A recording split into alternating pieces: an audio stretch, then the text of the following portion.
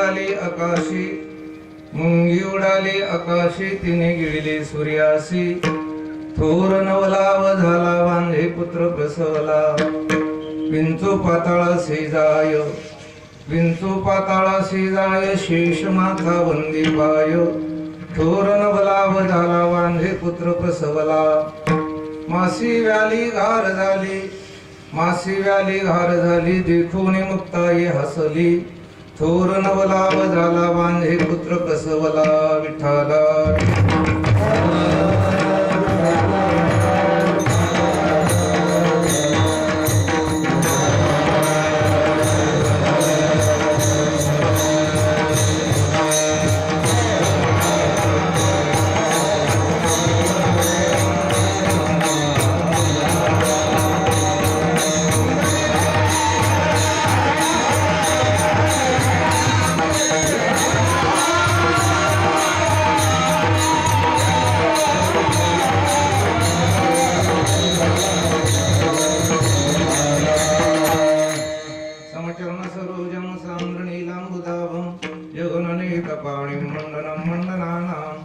तरुण तुलसीमाला कंदरं कंजनेत्रं सदय धवलासं विठ्ठलं चिन्तयामि पाण्डुरङ्गात्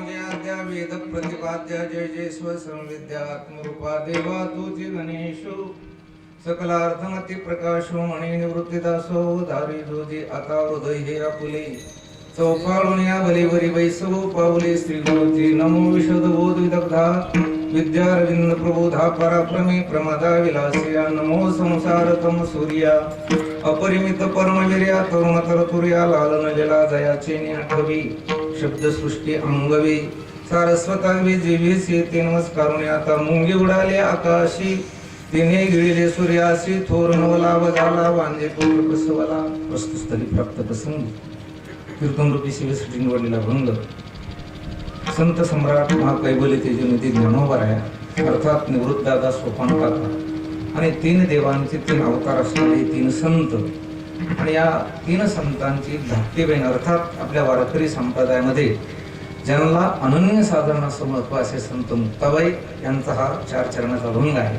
मुक्ताबाईचं आपण स्वरूप जर वर्णन केलं तर हा आदिमाया शक्तीचा काय अवतार आहे आणि म्हणून मुक्ताबाईंचा आणि एक त्यांच्या अगदी छोटेसे फार थोडे अगदी अल्प प्रमाणामध्ये त्यांच्या अभंग आहे पैकी एक पूर्ण दर्जाचा अभंग या ठिकाणी सेवेसाठी निवडलेला आहे. संकल्पित वेळेच्या त्या अभंगावर काहीसं चिंतन करण्यापूर्वी कार्यक्रमाचं प्रवृत्ती निमित्त नेमकं काय आहे हे सांगणं अत्यंत गरजेचं आहे, आपल्या सर्वांना ज्ञात आहे. असो या ठिकाणी आमचे परमश्रद्धेय हरिभक्तीपरायण कृष्णाजी महाराज व्यवहारे यांच्या वास्तव्यानं किंबहुना यांच्या अनुष्ठानानं यांच्या कर्मानं यांच्या उपासनेनं अत्यंत पवित्र झालेले हे स्थळ आणि या स्थळावर वार्षिक सुरू असणारा अखंड हरिनाम सप्ताह अर्थात या ठिकाणी श्रीमद भागवत कथा ज्ञान यज्ञ आहे. आणि हा जो संपूर्ण सोहळा आहे या सोहळ्यातील मला वाटतं आजही 5व्या दिवशीचे कीर्तनरूपी पुष्प माझ्याकडे या ठिकाणी गुंफण्याचं काम आमचे परमश्री हरिभक्तीपरायण उद्धव महाराज धनगाव यांनी केले. फोन केला त्यामुळे मी आज काही रिकामा नाही, मला काही कार्यक्रमाची वेळ माहिती नव्हती. कीर्तन बुलढाण्याकडे कीर्तन आहे, त्याने सांगितलं आपली वेळ आहे बाबा दुपारी 2 ते 4. फार सुंदर वेळ आहे. मला असं वाटतं की महाराष्ट्रामध्ये आता हे परिवर्तन हळूहळू घडायला लागलेलं आहे. किंबहुना मला वाटतं प्रत्येक गावामध्ये 7 ते 9 ही वेळ असायला पाहिजे. असो या सोहळ्यामध्ये तुका म्हणे माझं घडो त्यांची सेवा तरी माझ्या दैवा पार नाही. खरं असं आहे, मी नेहमी सांगत असतो की राजा जो असतो राजा हा त्याच्या निवासामध्ये राहिला, त्याच्या महालामध्ये राहिला तरी त्याचं राजे पण कमी होत नाही. परत एकदा वाक्य बोलतो मी की राजा हा कुठेही राहिला तरी त्याचं राजे पण कमी होत नाही. तो महालामध्ये राहिला तरी राजा असतो आणि तो ज्यावेळी डोंगरात जाऊन राहतो त्यावेळी सुद्धा तो कोण असतो की राजाच असतो. म्हणजे राजा हा डोंगरात जाऊन राहिला तरी राजाचं राजे पण कमी होत नाही. पण अडचण एक महत्वाचा भाग आहे की डोंगराचं डोंगर पण राहत नाही. राजा हा डोंगरात गेला, जंगलात गेला, मला वाटतं त्या राजाचं राजे पण कमी होते, पण जंगलाचं त्या ठिकाणी जंगल पण न राहता त्या ठिकाणी एक नगर तयार होत असतं. तद्वत साधू हा कुठेही राहिला तर साधूचं साधू पण कमी होत नाही. साधू जंगलात राहो का साधू, बऱ्याच लोकांना मी विचारलं का हो साधू एकांतात राहत असतात का साधू लोकांतात राहत असतात. मला वाटतं बरेच लोक पटकन उत्तर देतील साधू एकांतात राहत असतात. खरं तर असं आहे, साधू एकांतातही राहत नाही, साधू लोकांतातही राहत नाही, तर साधू हे स्वरूपात राहत असतात. विठ्ठला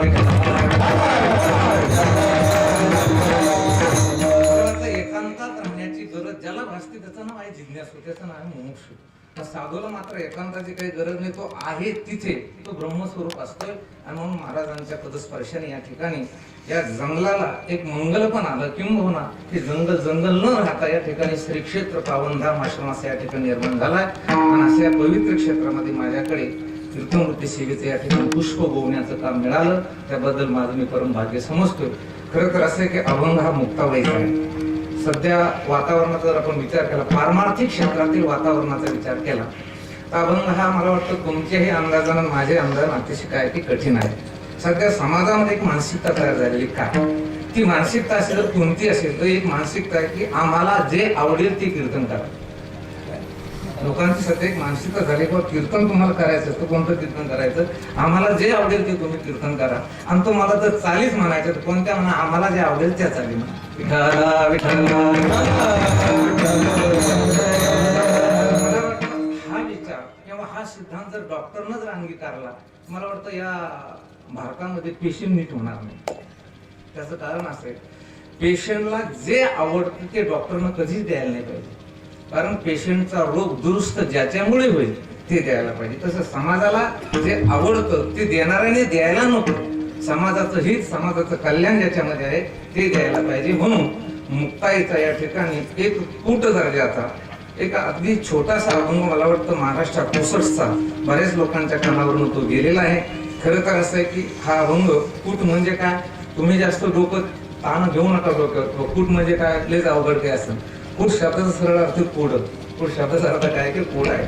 आणि पुन्हा तुम्हाला अगदी गावरान भाषेत आणि मराठीमध्ये सांगतो, कूट शब्द त्यालाच म्हणायचं कशाला, ज्याचा सरळ अर्थ कळतोय पण त्या अर्थामध्ये जे तात्पर्य आहे त्या वाक्याचा खरं तात्पर्य कशात आहे हे ज्याला कळत नाही त्याला काय म्हणायचं कूट. पुन्हा एकदा बोलतो, ज्याचा सरळ अर्थ कळतो पण त्या अभंगामध्ये किंवा त्या ओवीमध्ये किंवा त्या वक्त्याच्या म्हणण्यामध्ये तात्पर्य काय आहे हे कळत नाही, ते निश्चित होत नाही, त्याला काय म्हणायचं कूट. कसं तुम्हाला सांगतो, मुंगी उडाली आकाशी तिने गिळले सूर्याशी, त्याचा सरळ अर्थ तुम्हाला कळाला नाही का, कळालेला आहे. कोणता कळाला की मुंगी आकाशात उडाली आणि तिने सूर्याला गिळलं. सरळ अर्थ कळाला नाही तुम्हाला कळाला, पण तात्पर्य कुठं कळायला लागलेला आहे.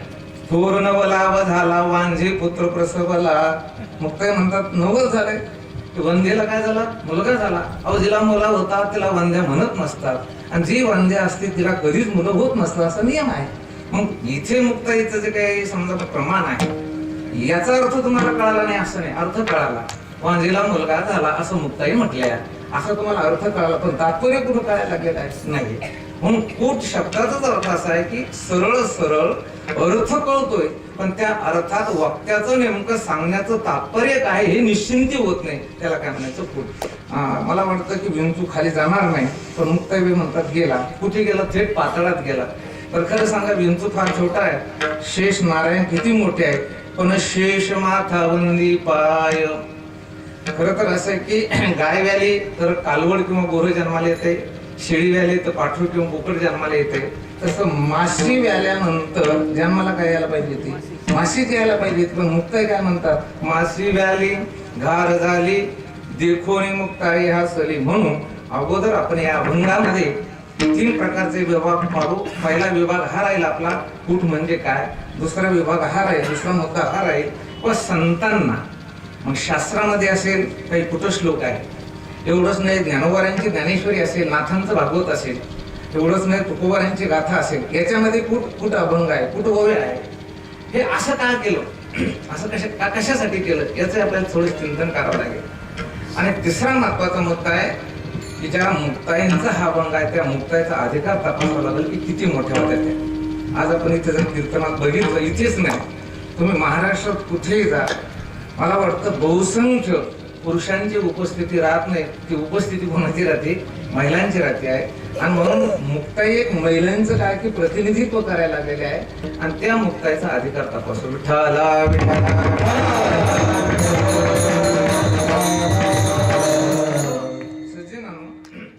आपल्याला जेव्हा जेव्हा कुठल्याही पदार्थाचं ज्ञान होतं, त्या ज्ञान होण्यासाठी 6 प्रमाणातून कोणत्या तरी एका प्रमाणाच्या माध्यमातून ज्ञान होतं. काय म्हणलो मी? काय कोण म्हणलं एवढं माझं? तुम्हाला कोणतंही ज्ञान झालं तर 6 प्रमाण आहे शास्त्रामध्ये, आणि त्या 6 प्रमाणाच्या माध्यमातून कोणतं तरी एक प्रमाण घ्यायचं आणि त्याच्यातून आपल्याला काय होतं की ज्ञान होतं. कसं तुम्हाला सांगतो. प्रत्यक्ष प्रमाण म्हणजे काय? पहिलं प्रमाण कोणते? प्रत्यक्ष, त्याच्यानंतर अनुमान, त्याच्यानंतर शब्द, उपमान, अर्थापत्ती आणि अनुपलब्धी. 6 प्रमाण आहे. प्रत्यक्ष प्रमाण म्हणजे काय? डोळ्यानं जे दिसतं तेच खरं आहे, कानानं जे ऐकायला येतंय तेच खरं आहे, जीवेला जे कळतं तेच खरं आहे. म्हणजे पंच ज्ञानेंद्रियाला जे ज्ञान होतं तेच सत्य ज्ञान आहे असं ज्यांना ज्यांना वाटतं ते म्हणायचं प्रत्यक्ष प्रमाण वाटतं. लोकांचं एक आता काय सध्या आमच्यासारखं क्लेम आहे. कोणता क्लेम आहे? हे बघा, मी आहे म्हणून दिसून राहिलो तुम्हाला का नाही म्हणून दिसून राहिलो? आहे म्हणून दिसून राहिलो. मला तुम्ही जे दिसायला लागले आता ते नाही म्हणून तुम्ही दिसून राहिले का आहे म्हणून दिसून राहिले? तर आहे म्हणून दिसून राहिले. मग जसं मी आहे म्हणून दिसतो, तुम्ही नाही म्हणून दिसता. बाबुलबा आहे म्हणून दिसत नाही का नाही म्हणून दिसत नाही? काय बाबुलबा आहे माहिती आहे तुम्हाला? तो आहे म्हणून दिसत नाही का नाही म्हणून दिसत नाही? तो नाहीच म्हणून दिसत नाही. सश्याचं शिंग, सश्याला शिंग राहत नाही समजा, पण ते आहे म्हणून दिसत नाही का नाहीच म्हणून दिसत नाही. काही गोष्टी अशा आहेत त्या नाहीच म्हणून दिसत नाही. वांझेचा मुलगा तो आहे म्हणून दिसत नाही का नाही म्हणून दिसत नाही? तो मुळात नाहीच आहे. एक बाई एका ज्योतिषाकडे गेली. ज्योतिषाने विचारलं, बाई साहेब कुणीकडे आल्यात? आणि काय नाही, मला जरा मुलाची जन्मपत्रिका तयार करायची. ज्योतिषाने विचारले, काम करा, त्याचा जन्मदिवस, जन्मवेळ, जन्मस्थळ हे सगळं मला लिहून द्या, मी एक 8 दिवसात जन्मपत्रिका तयार करून देतो. बाईनं उत्तर काय दिलं माहितीये का? आणि देवप्पा जरा मला माफ करा म्हणे, मी जालना, औरंगाबाद, मुंबई, पुणे सगळे हॉस्पिटल चेकअप केले, सगळ्या डॉक्टरांनी एकच रिपोर्ट दिला की मला या जन्मात तरी काही मुलगा होत नाही, काहीतरी माझ्या गर्भाशयामध्ये दोष आहे. असं कोण म्हणायला लागली? जी बाई मुलाची जन्मपत्रिका काढायला गेली ती. मग ते ज्योतिषाने विचारलं, हो बाई साहेब, तुम्हाला मुलगा होत नाही हे माहीत असताना सुद्धा तुम्ही जन्मकुंडली काढायला कसं काय आल्या? त्यानं सांगितलं, मुलगा होणं आपल्या हातात नाही, पण जन्मकुंडली करणं आपल्या हातात नाही. तसं नाही. वांझेच्या लेका कैची जन्मपत्रिका. मी आपल्याला काय बोलून राहिलो की वांझ्या पुत्र नाही म्हणून दिसत नाही, आणि तुम्ही आहे म्हणून मला दिसून राहिले, मी आहे म्हणून तुम्हाला दिसून राहिलो. त्या लोकांचं म्हणे, देव जर आहे ना तर आम्हाला दिसायला पाहिजे ना. प्रत्यक्ष प्रमाणवादाचं म्हणणं काय आहे? जी वस्तू आहे ती दिसायला पाहिजे. मग देव जर आहे तर तो दिसायला पाहिजे. ज्या अर्थी दिसत नाही त्या अर्थी तो नाही असं म्हणा. नास्तिकवादाचं मत काय आहे? जसं आपण सगळे आहोत म्हणून परस्परांना दिसून राहिलो, जर देव आहे ना तर मग तो दिसायला पाहिजे ना, डोळ्यानं दिसायला पाहिजे आम्हाला. नाही काही त्यांना तर कानात येऊन तरी सांगायला पाहिजे झोपात तुझं कल्याण होईल. म्हणजे कशासाठी सांगतो की हे प्रत्यक्ष प्रमाणवाद्याचं काय की मत आहे. पण मी तुम्हाला असं विचारतो, बऱ्याच गोष्टी आहेत की त्या तुमच्या अनुभवात एक आहे, निश्चयात दुसरे आहे. परत एकदा वाक्य बोलतो मी, तुमच्या अनुभवात एक आहे, निश्चयामध्ये कसे दुसरे आहे. पृथ्वी सपाट आहे असा अनुभव आहे तुमचा, गोल आहे असा अनुभव आहे. अनुभव विसरू तुम्ही जसं इथं सपाट आहे म्हणून बसले, पण गोल आहे म्हणून बसले. अनुभव कसा आहे तुम्ही? सपाट आहे म्हणून, सवान आहे म्हणून. आम्हाला वटा सपाट दिसून राहिला, जग सपाट. अनुभव प्रत्येकाचा कसा आहे? सवान आहे, सपाट आहे, सपाटीकरण आहे, असा सगळ्यांचा काय की अनुभव आहे. बरं, निश्चय कसा आहे तुमचा? पृथ्वी सपाट आहे का गोल आहे? पृथ्वी गोल आहे, बारीक पोरानं सांगितलंय. म्हणजे सपाट आहे असा अनुभव असून देखील सुद्धा तुम्ही निश्चय कसा करून राहिले की ती गोल आहे. सूर्य दररोज उगवतो आणि मावळतो असा अनुभव आहे आपला. असाच आहे की नाही? एकाच जागेवर स्थिर आहे सूर्य नाही. अनुभव असा आहे, दररोज उगवतो आणि मावळतो. अनुभव असा आहे, पण निश्चय तसा नाही. भूगोलशास्त्रज्ञ सांगायला लागले, सूर्य एका जागेवर स्थिर असून तो स्वतः, ती पृथ्वी जी आहे ती स्वतः भोवती फिरून सूर्याच्या भोवती फिरते.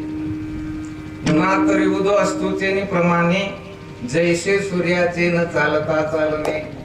मग तुम्ही या दोन मी तुम्हाला उदाहरणं दिले की सपाट असून ती गोल आहे असं मानायला लागले. सूर्य उगवत नसून मावळत नसून उगवतो मावळतो तुम्ही असं त्या ठिकाणी मावळाय म्हणायला लागले. याचा अर्थ प्रत्यक्ष प्रमाणाचा बाद होऊन राहिला का? खरं आहे ते बाद होऊन राहिला. त्या ठिकाणी प्रत्यक्ष प्रमाण, प्रत्यक्ष कसं वाटायला लागलं आपल्याला? सपाट आहे, परंतु आपण त्या प्रत्यक्ष प्रमाणाचा वाद करून तंत्रज्ञ लोक म्हणतात की ही पृथ्वी कशी आहे? गोल आहे. म्हणजे आपल्या अनुभवाचा त्या ठिकाणी काय झाला? वाद झालेला आहे. तसं पहिलं प्रमाण आहे प्रत्यक्ष. तुम्हाला आता ज्ञान होऊन राहिलं हे प्रत्यक्ष प्रमाण. पण काही ठिकाणी अशी प्रत्यक्ष प्रमाण ज्ञान नाही होत, त्याला अनुमान प्रमाण लावलं लागतं. कोणतं? अनुमान. शास्त्रात पुढे त्याच्या पुढे प्रमाणे अर्थापत्ती. मी नेहमी सांगत असतो की अर्थापत्ती आणि अनुमान अगदी जवळ जवळ आहे.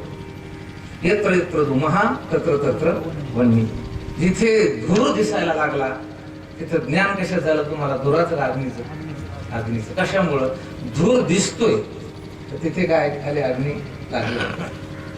लोकांची एक मानसिकता महाराष्ट्रात नाही तसे, पण पलीकडे बरेच महाराज उत्तर भारतामध्ये काही लोक म्हणते की आमचे महाराज अन्नाचा कण पोटात घाले, जेवतच नाही महाराज, जेवतच नाही. म्हणलं मग जेवले जरी नाही तर निदान फ्रूट खात असतील. फ्रूट काय? केळं, सफरचंद नाही, फ्रूट सुद्धा खात नाही. मला मग ड्राय फ्रूट घेत असते, कोरडी फळं, बदाम, पिस्ते. म्हणजे ड्राय फ्रूटही नाही. म्हणलं मग दूध पित असतील. पण नाही, महाराज जेवण करत नाही, महाराज फळं खात नाही, महाराज बदाम पिस्ते खात नाही, आणि महाराज दूधही पित नाही. महाराजाचं वजन जर 130 किलो झालं समजा, काय अंदाज काढायचा? महाराज लोकांच्या देखत काहीच खात नाही, सगळे झोपल्यावर दाबून खाल्ल्याशिवाय. हे कोणतं प्रमाणे? अर्थापत्ती किंवा अनुमान प्रमाण. आपला मुलगा अमेरिकेत आहे आणि त्याला जर मुलगा झाला तर डोळ्यानं दिसत नाही, अनुमान करता येतो. तिकडनं फोन येतो की बाबा तुम्ही आज आजोबा झालात. कोणत्या प्रमाणात कळाल तुम्हाला? शब्द प्रमाणात. आणि म्हणून सज्जनांनो, श्रुती प्रमाण म्हणजे शब्द प्रमाण हे सर्व प्रमाणामध्ये कसं आहे? श्रेष्ठ आहे. महाराज स्वतः म्हणायला लागले, आम्हा घरी धना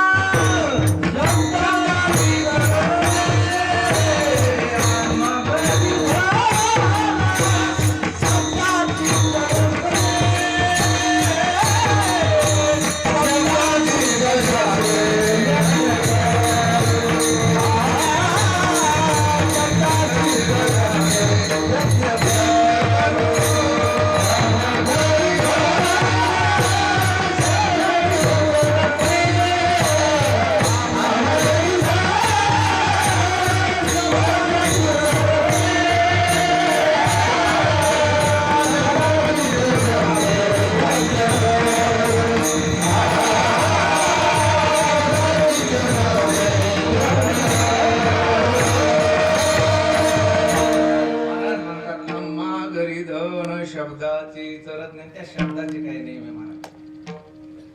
2 शब्द 3 शब्द 4 शब्द तुमच्या भाषेत बोलतो, 2 वर्ण 3 वर्ण एका ठिकाणी आले की एक पद तयार होतं. काय तयार होतं? पद. भाकर भाकर, भाकरीत किती पद आले, किती वर्ण आले? 3.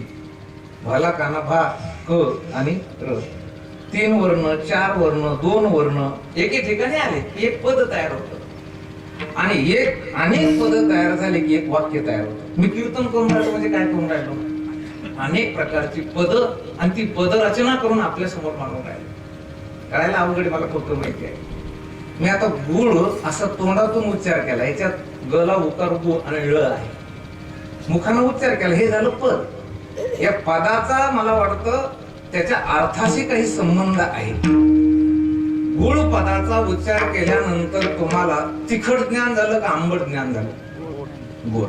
याचा अर्थ असा आहे, पदाचा आणि पदाच्या अर्थाचा काही संबंध आहे आणि त्या संबंधाला शास्त्रात शक्तिवृत्ती म्हणतात. कारण पदाचा अर्थ, त्याचं नाव पदार्थ. लोक फक्त विचार करीत नाही, विचार करीत नाही म्हणजे हेच करीत नाही. पदाचा अर्थ म्हणजे मृदंग हे पद आहे आणि त्याचा अर्थ म्हणजे काय? मृदंग आहे. पाणी हे पद आहे, त्याचा अर्थ काय? म्हणजे पाणी आहे. गुळ हे पद आहे, त्याचा अर्थ काय? पदार्थ. पद आणि पदार्थ. आता पद जी आहे, पद, त्या पदाची जर आपल्याला त्या ठिकाणी ज्ञानशक्ती असेल तरच ते काम करतं. पदाचं जर ज्ञान नसेल तर मला वाटतं कितीही चांगला शब्द उच्चारण केला तरी मला वाटतं त्याचं त्या ठिकाणी ती शक्ती कार्य करीत नाही. आम्ही एका माणसाला सहज म्हटलं, अरे ग्रस्त बोलाय कळायला पाहिजे होतं. आणि महाराज मी एवढी सेवा करतो म्हणून मला ग्रस्त म्हणजे म्हणतो मी. ग्रस्त शब्द काय वाईट होता का? नाही.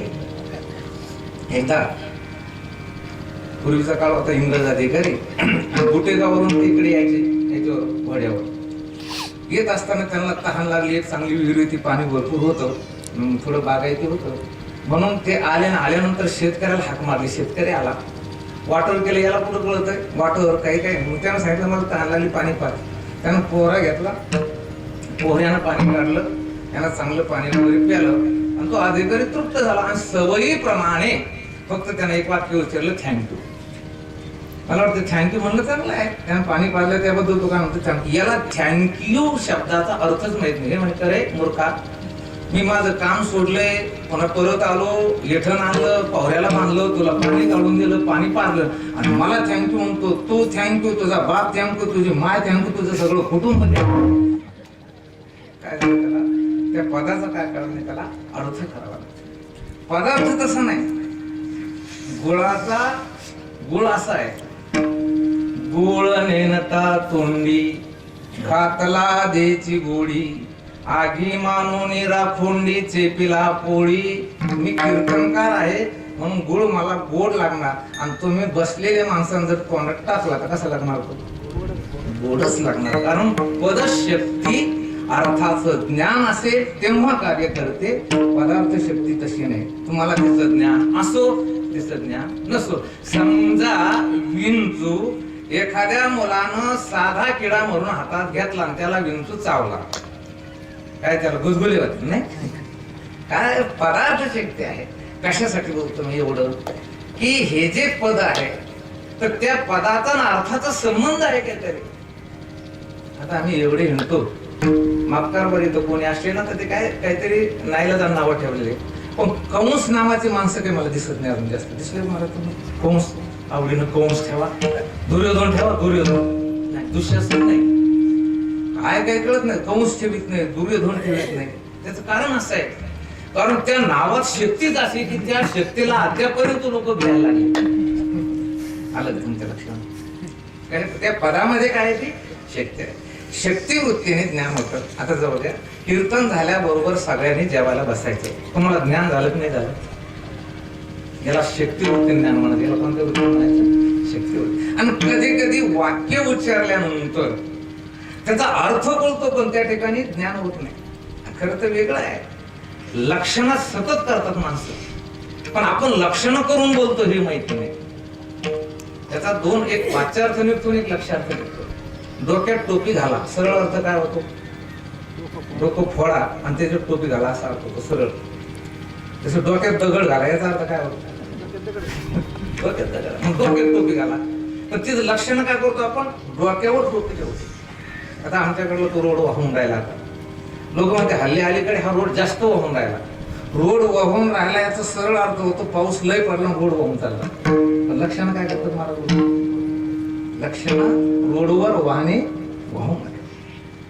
बायको सीईओ होती, नवरा कलेक्टर होता आणि दोघांचं नेहमी खटकायचं. ती म्हणे एक बघा, मी सकाळी स्वयंपाक करीत नाही तर संध्याकाळी तुम्ही एक टाइम स्वयंपाक करायचा, कारण तुम्हाला जेवढा पगार तेवढा मला, तुम्ही जेवढं फोडून खाता तेवढं मी खाते. तुम्ही जेवढा भ्रष्टाचार करता तेवढा मी भ्रष्टाचार करते. मग एक काम करा, सकाळी किंवा कोणती वेळ तुम्ही स्वयंपाक करायची एक वेळ नाही. त्यांना सांगितलं आम्ही माणसंच आहोत आणि आमच्या नादी तुम्ही लागायचे नाही. मी नेहमी सांगत असतो की महिलांनी जर ठरविलं तर जगाचा उद्धारही होतो आणि महिलांनी ठरविलं तर जग नरकाला सुद्धा येऊ शकतो. एवढा अधिकार त्या महिलाच्या अंगामध्ये आहे. मग ती कलेक्टर म्हणजे बघा आपल्या नादी लागायचं नाही बरं, ते म्हणजे माझ्या नादी लागायचं नाही बरं. पण काय करशील तू? मग काय करते सांगते मी तुम्हाला, एक 7-8 दिवसात सांगतो. आणि मग काय झालं की त्या ठिकाणी डीपीटीसीची मीटिंग, आणि डीपीटीसी मीटिंग मध्ये त्या ठिकाणी पालकमंत्री, सगळे आमदार, सगळे खासदार वगैरे, आणि ही सीए होती औरंगाबादला, ती राहिली घरी. आता कलेक्टरची मीटिंग आणि त्या मीटिंग मध्ये मग सगळे आमदार खासदार सगळे त्या ठिकाणी सदस्य मंडळी होते. हिने काय केलं की दुपारी त्या मीटिंगच्या बरोबर अर्ध्या आपल्या एक 8 वर्षाच्या मुलाला पाठवलं आणि म्हणे तू जा, तुझे बाबा मीटिंग मध्ये बसलेले आहेत आणि तू जाऊन त्यांना पटकन म्हणायचं की बाबा तुम्हाला माझ्या मम्मीने पुरण वाटायला बोलावलं. ते पोरगला आणि त्याला काय विचारत ते गेला, आणि ते मुलगा कुणाचा? कलेक्टरचा. सरळ गेला, कलेक्टर साहेबाचा मुलगा सरळ आत गेल्या पप्पा म्हणे तुम्हाला माझ्या मम्मीने पुरण वाटायला बोलावलं. सगळ्यात हास्याच नुसतं, दुसरं काहीच नाही. पालकमंत्री हे सगळे म्हणाले तो कलेक्टर साहेब माझ्या अवघडच काम करावं लागतं म्हणजे तुम्हाला पुरण वाटायचं का? मीटिंग संपली आणि बाकी सगळे कामं सोडले, सरळ घरी आले आणि म्हणजे फटकट मारायला काय लागले म्हणे, तुला लाज वाटत नाही म्हणे, आयुष्यात कधी पुरण वाटलं म्हणे, मला पुरण वाटतंय का म्हणे. आणि तू एवढ्या मोठ्या त्या सगळ्या मंत्रिमंडळामध्ये सगळ्या लोकांमध्ये तू एक सरळ मुलगा पाठवला आणि ते मला म्हटलं बाबा तुम्हाला माझ्या आईने पुरण वाटायला बोलावलं.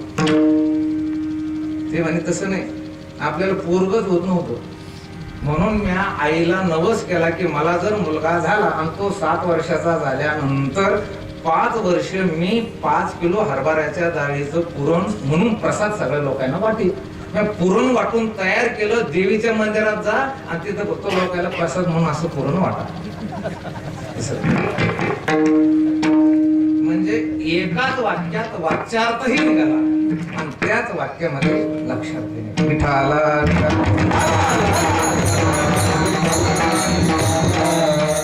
आणि म्हणून कूट कशाला म्हणायचं हे बोलायला लागलो.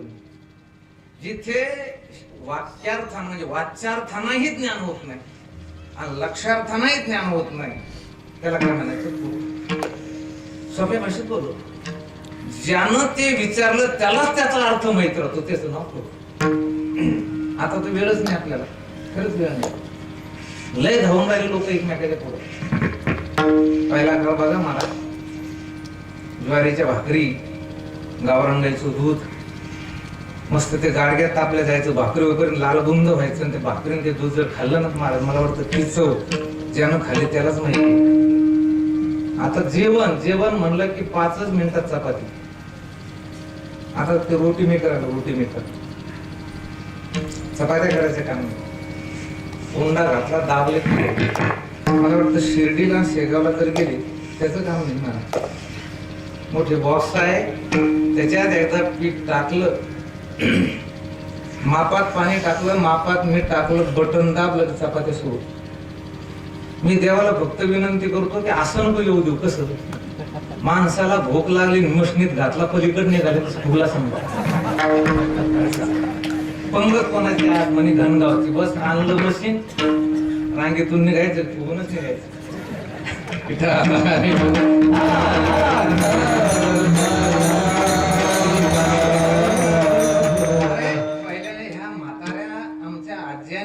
नातवंडाला त्या ठिकाणी रात्रीला घ्यायचं, बाहेर अंधार असायचा, आकाश निरभ्र असायचं, त्याच्यामध्ये चांदणे असायचं. आणि या म्हाताऱ्याने आपल्या नातवंडाला विचारायचं, बाळांनो वाडाभर गाई आणि पाठ उठून पाहते तर काहीच नाही.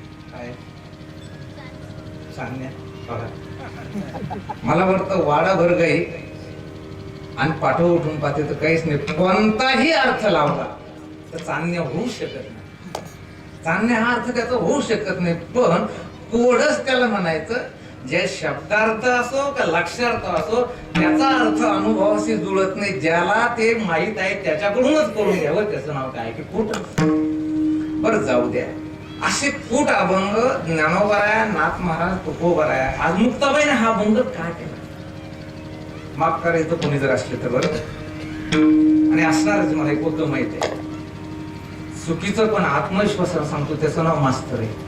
काय लहान लहान मुलं असतात ना, खालचे मास्तर बोलतो, पुढचे निवडचे.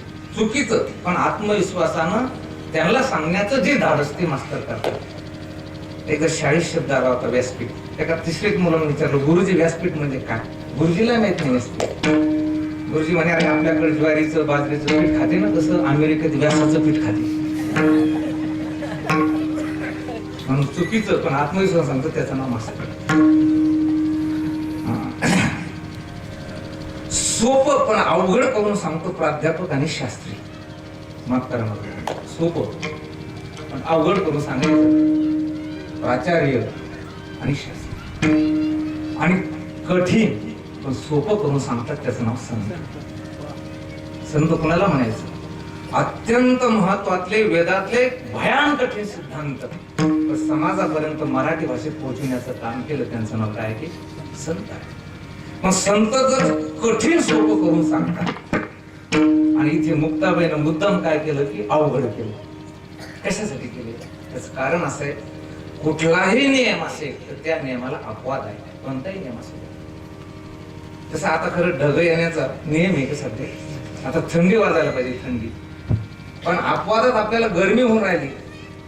हा अपवाद आहे नियम. मी नेहमी सांगतो, त्याला स्वर नाही, ताल नाही. असे माणसं एखाद्या वेळेस स्वरात अभंग म्हणतात. नियम नाही त्याचा तो, पण ते अपवादात म्हणून राहिले. कसं काय जमलं? जमलं कसं काय? हाय अपवाद आहे. उन्हाळ्यात कधीही पाऊस पडत नाही, पण पडला हा काय झाला? अपवाद. तसं सज्जनानो आपल्याला तर म्हणतात भक्ती करायची. भक्ती त्याच्यासाठी दिली इंद्रिय, हात पाय कान, डोळे मुख बोलावया वचन, जेणे तू जोडसी नारायण नासे जीव पण भोरोग. कुत्र्याला भक्ती करता येते नाही, डुकराला भक्ती करता येते नाही, प्राण्याला भक्ती करता येते नाही. पण आमच्या रामकथेमध्ये एक महात्मा असा झाला की तुकाराम महाराज म्हणायला लागले, काय भक्तीच्या त्या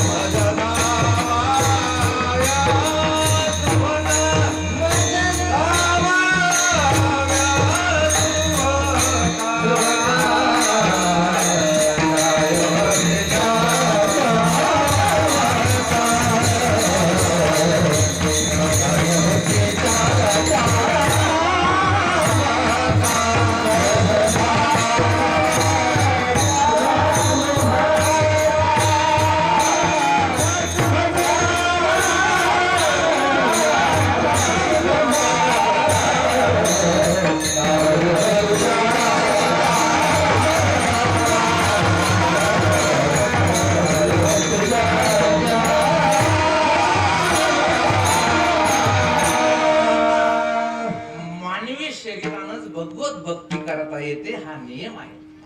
परंतु हनुमंतराय अपवाद आहे.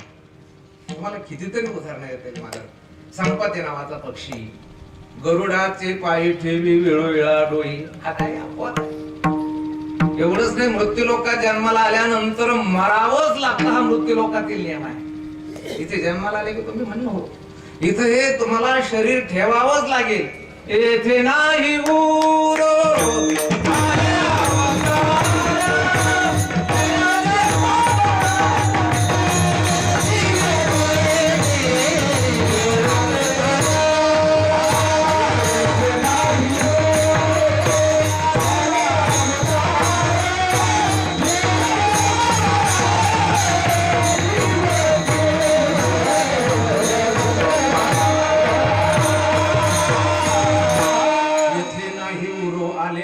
अवतार येर ते पामर जीव. किती अपवाद सांगतो तुम्हाला.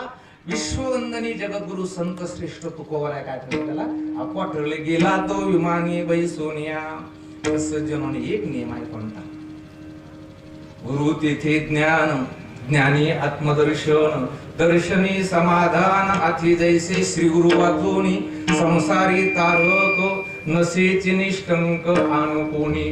हरी प्राप्तीसी उपाय, धरावे संताचे ते पाय. ज्याला उद्धार करायचा, ज्याला देवाची प्राप्ती करून घ्यायची आहे, त्याला संतावातून गुरु वाचून त्याचा उद्धार होऊ शकत नाही, त्याला भगवंताची प्राप्ती होऊ शकत नाही. हा नियम आहे. संत बिन प्राप्ती नाही. ऐसे वेद में तुला, ऐसे वेद में तुला, ऐसे वेद में तुला. संत बिन प्राप्ती नाही.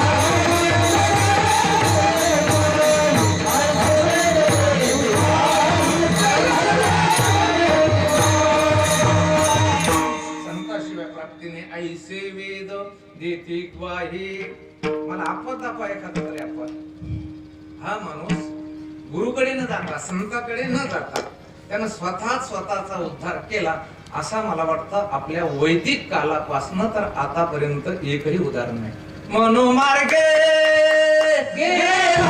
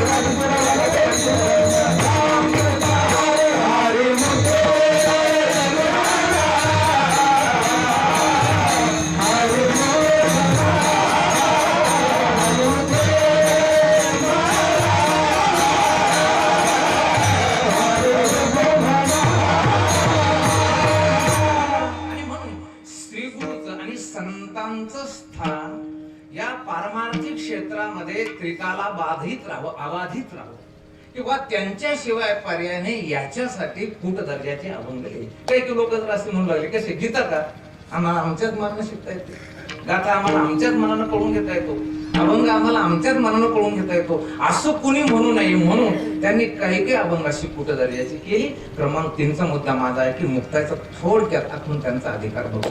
खरं तर असं आहे की परमार्थाचा आरंभ केला तो स्त्रियांनी आणि प्रपंचाचा आरंभ केला तो पुरुषांनी. आदिनाथ उमा बीज प्रगटली, मच्छिंद्राला दली सहज स्थिती. मुक्ताबाईचा अधिकार किती मोठा होता याचं चिंतन करायचं असेल तर सज्जनांनो, परमार्थामध्ये 3-4 असे अनेक साधने, पण 3 महत्वाची साधनं आहेत. ती साधनं जर कोणती असेल तर उपासना, योग आणि ब्रह्मज्ञान.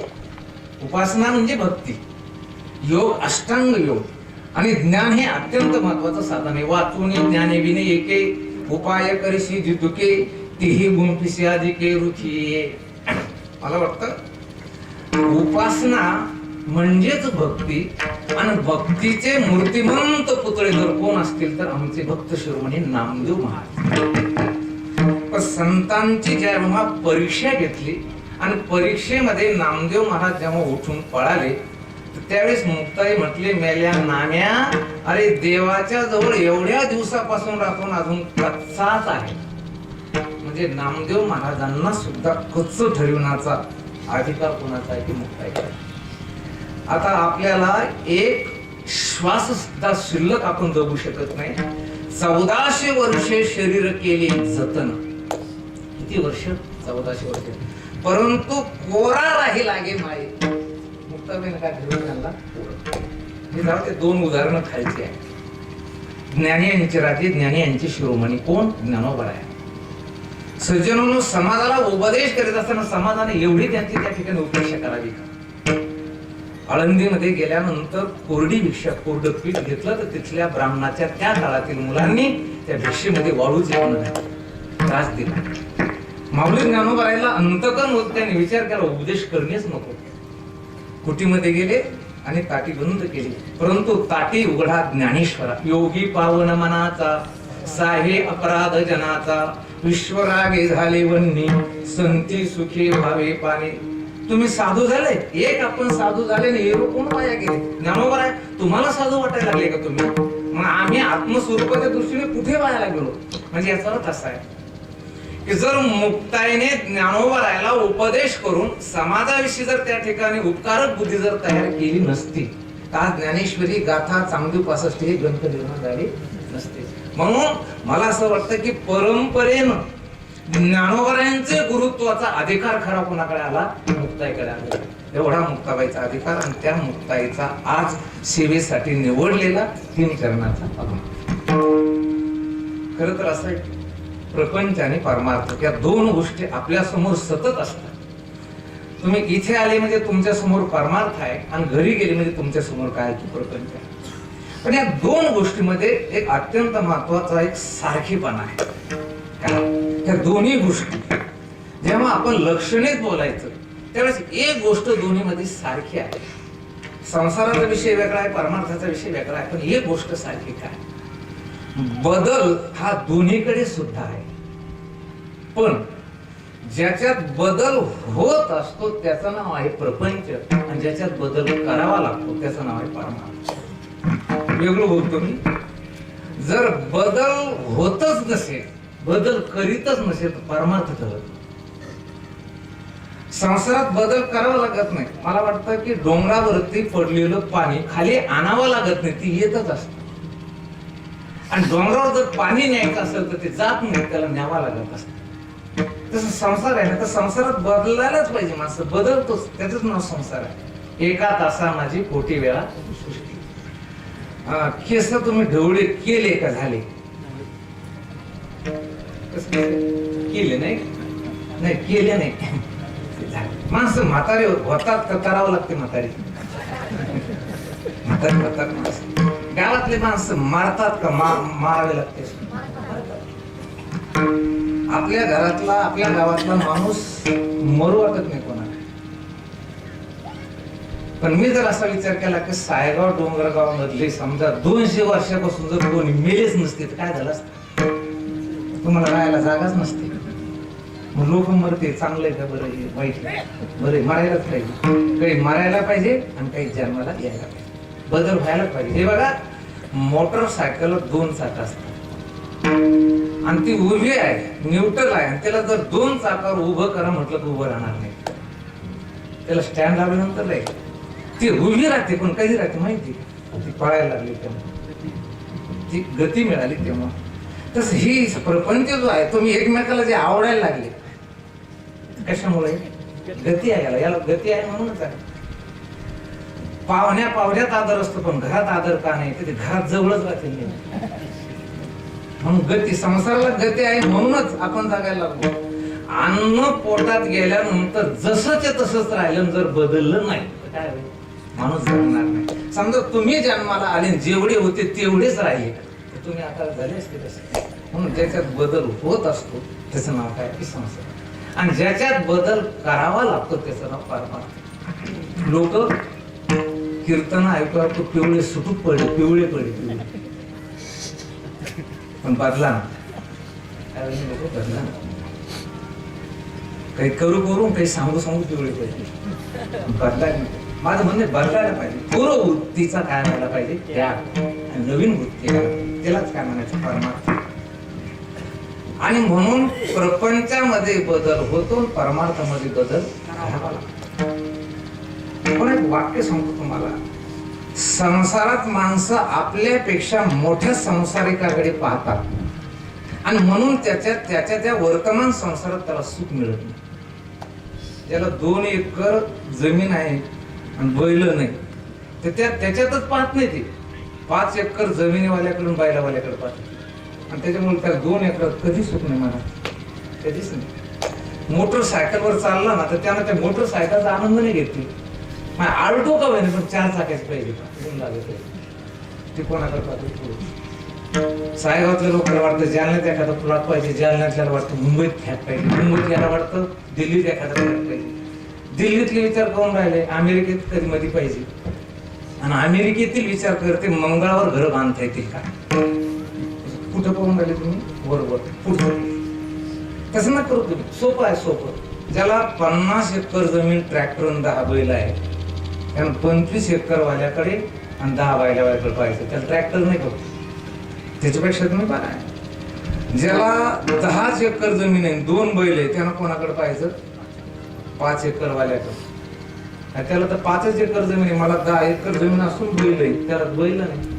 पण ज्याला 5च एकर जमीन आहे त्यांना कोणाकडे पाहिजे. त्यांना कळतही जमीन ज्याला नाही त्याच्याकडे काय तुम्ही येणार.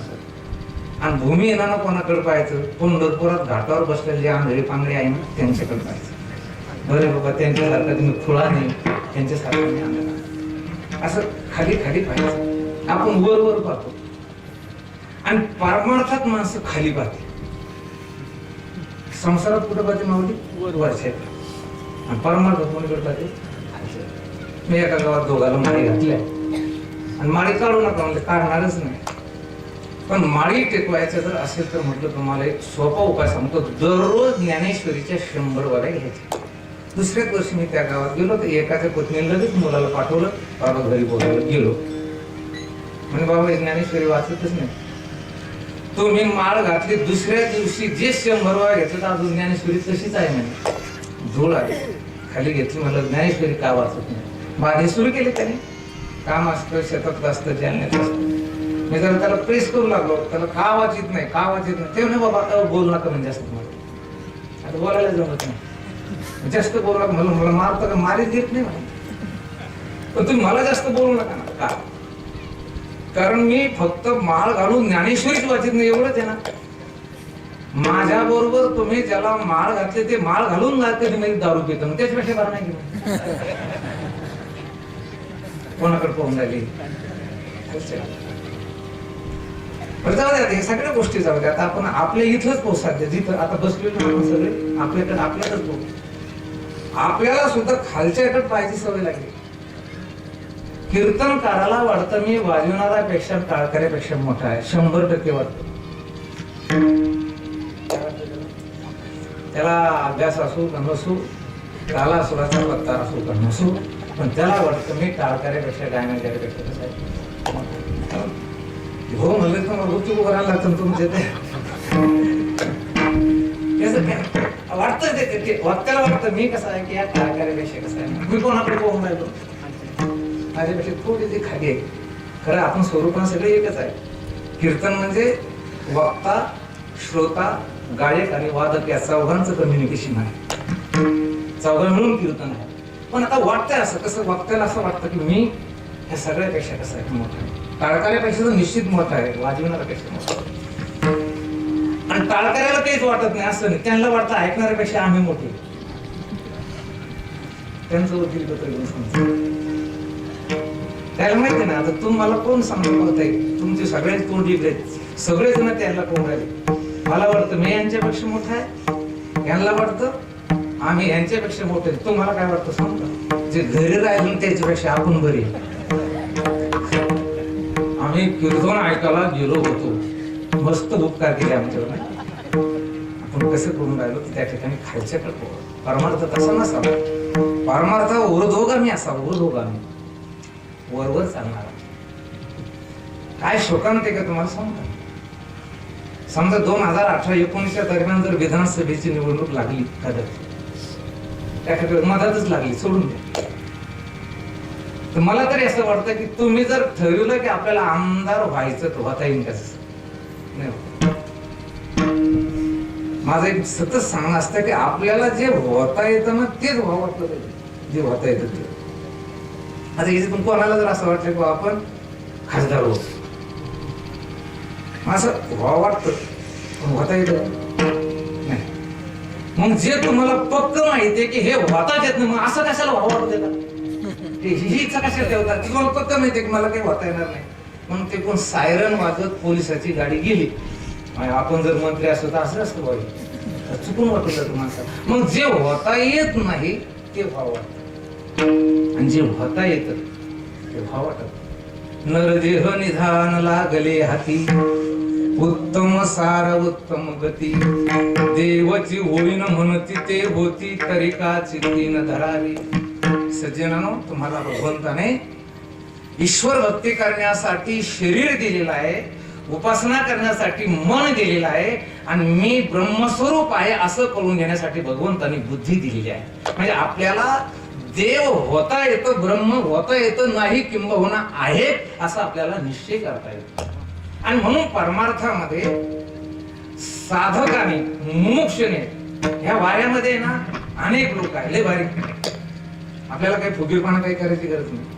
मी परवाला त्या मठावर अशीच लोकांना सांगितलं, कोणत्याही महाराजाला लय अहंकार आला असेल की माझ्यासारखा मोठा नाही, त्यानं सरकारी काम काढा, सरकारी ऑफिसात जा, मग त्याला कळून तो किती मोठा आहे. तिथं साध्या चापराशाला म्हणू लागतं, साहेब हे काम करून द्या. ते म्हणतं थांबा, तलाट्याकडे जातो मी 7-12 घ्यायला. मी महाराज ते म्हणते, महाराज तुम्ही जरी असले थोडं थांबा, तुम्ही अहंकाराचं काही गरज नाही. लय लय जोर मोठा आहे. एखाद्या लयच मोठं वाटत असेल त्यानं मुंबईत लोकल मध्ये हिंडावं, मग त्याला करू तेव्हा मी किती मोठा आहे. ते मी जर म्हणलं मी अरे महाराज अरे बाबा लय महाराज पाहिले असे लोकल उत्तर पटकन नाहीत, मग हात वय म्हणते कशासाठी बोलतो. म्हणजे आपण फार छोटे आहोत. आणि म्हणून जीव हा पामर, विषय आणि जिज्ञासू या 3 प्रकारामध्ये विभागलेला आहे. आणि मुमुक्षु जीवाने जर खरंच प्रयत्न केला आणि त्यानं जर आपण खरंच आता ऊर्ध्वगामी म्हणजे हळूहळू जर वर अधिकार वाढत वाढत जर तो गेला तर तो ब्रह्मरूप होतो. हाच उद्देश किंवा हा हेतू मुक्ताईने डोळ्यासमोर ठेवला. आणि मुंगी एवढाच असणारा जिज्ञासू जीव हा ब्रह्मरूप होतो हे सांगण्यासाठी जिज्ञासू जीवाला मुंगीची उपमा देऊन आणि ब्रह्माला सूर्याची उपमा देऊन मुक्ताईने पहिल्या चरणात मुंगी